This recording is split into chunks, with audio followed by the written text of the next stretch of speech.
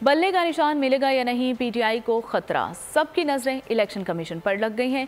PTI intra party election case में Peshawar high court का election commission को कानून के मुताबिक फैसला करने का हुक्म और जस्टिस एसएम अतीक शाह ने रिमार्क्स दिए कि वक्त की नज़ाकत का अंदाज़ा है, शफाफ इंतखाबात के लिए यकसा मौके फराहम करेंगे। चेयरमैन पीटीआई बैरिस्टर गोहर का कहना है कि इलेक्शन कमीशन मामलात को ताख़ीर का शिकार करना चाहता है।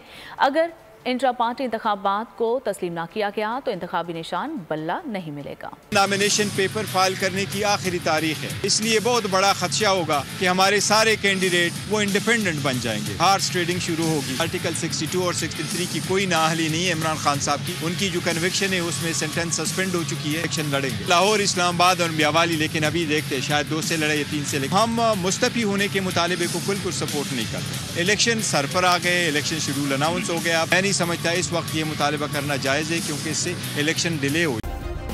सब्सक्राइब करें और बेल दबाएं ताकि कोई खबर रह न जाए।